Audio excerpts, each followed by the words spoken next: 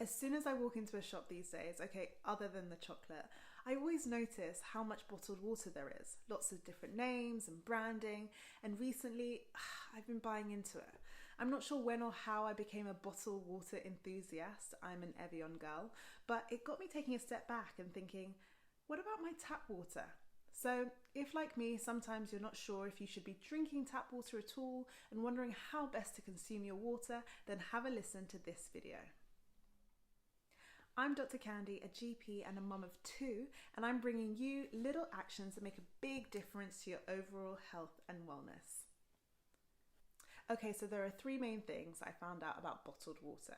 The first is I was always skeptical about how safe tap water is. Like, who knows what's lurking behind these taps, especially compared to, that fresh, clean, picturesque mountain on your clear bottle of water. But no, bottled water isn't as safe as we might think. Numerous studies have actually shown that most water in plastic bottles contains microparticles of plastic. This is harmful to you, even more so when left in a warm environment or direct sunlight. So think supermarket shelf or your car in the middle of summer.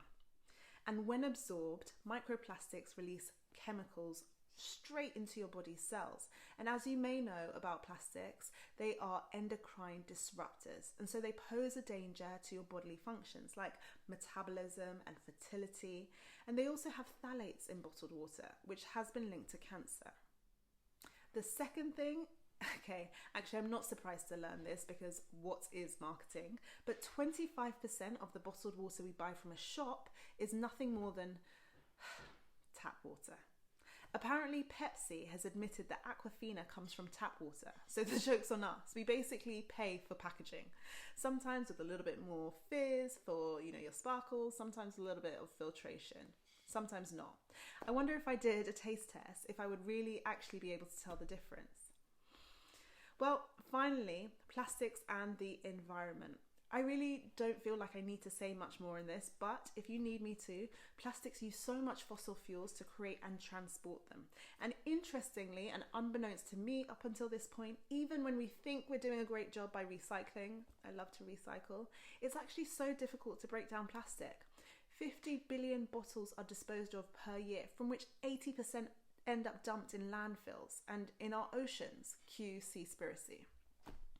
And actually, I'll add in a cheeky number 4. Being that Nestle is one of the biggest producers of bottled water, and if you even knew a fraction of what Nestle's corrupt or unethical practices were, you would literally cry tears into your bottle and drink that instead. So what's the alternative?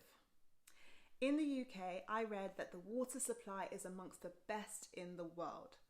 So when you travel to certain countries and there's no way you can even brush your teeth without water, otherwise water comes out your, you know what I'm saying. The UK isn't that. You don't seemingly need any additional treatment. Great, because what we understand is that it's been treated to such high levels that it's safe. That's why we cook with it, bath with it, brush our teeth with it, and drink it. But the truth is that tap water in the UK is the most regulated drink out there, with millions of tests being performed annually to ensure that it's seemingly safe to drink. However, when I hear statements amongst the best in the world, that certainly piques the interest in my critical thinking ears. It means we've got it good, sure, but compared to what? Cholera in some developing countries, Flint water crisis in America? It really makes me question.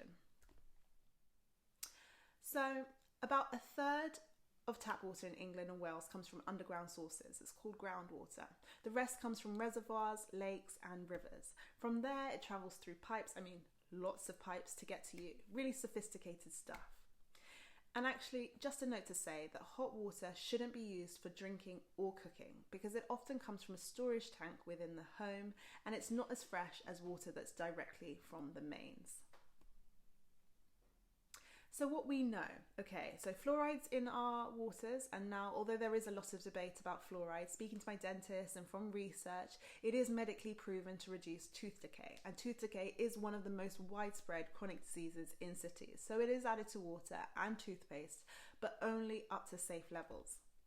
Then there might be a bit of lead, hopefully not, because lead can be absorbed into water from old pipework, but in high doses it's really poisonous.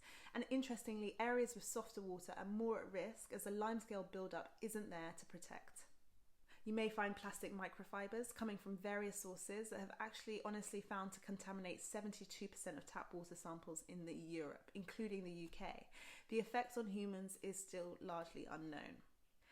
And then there's chlorine. Chlorine is used, in water treatment process to kill harmful bacteria and to keep water germ-free, although it can leave that weird taste and smell.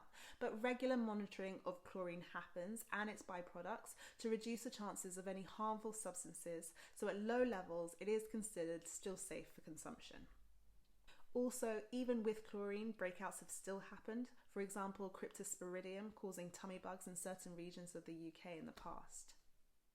So now for what we don't know. So a recent report, I think as early or recent as March in The Guardian, came out saying that the government isn't actually testing drinking water for a group of synthetic or man-made chemicals. Well, it's doing part of the job and it's testing two, but not the fuller range of thousands of these chemicals. So these chemicals are called PFAs. They're also known as forever chemicals because they literally designed to never break down in the environment. Great. So after a film called Dark Waters, which I haven't seen, a landmark legal case in the US was brought forward. And on the back of that, a huge epidemiological, I can never say that word, study was carried out linking those chemicals to high cholesterol, ulcerative colitis, thyroid disease, kidney cancer, and pregnancy-induced hypertension, amongst other things. And they're not the only country to have found this. So the US have rightly responded with a nationwide testing scheme, and the EU have even revised its drinking water standards, reducing the acceptable levels of these chemicals allowed. The UK government, however, well, crickets. Not enough to fill us with any confidence. Well, let's at least say that. So I'll end by saying tap water is good. In the UK, very good. So much so we probably take it for granted, but there is some grey area as highlighted by that recent report.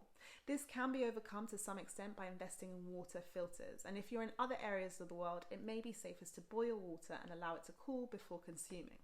Water filters, once adopted, boast the added health benefits of filtering and purifying chemicals from your water further, and have supposed benefits for skin, cancer reduction, and better absorption and digestive health. So I'm certainly going to lay off the bottled water. I'm going to drink more tap water, but also try and include a water filter for good measure until this grey area has been somewhat addressed a bit better. I hope that's been helpful. Thank you so much for listening. Be sure to follow, share, and comment below.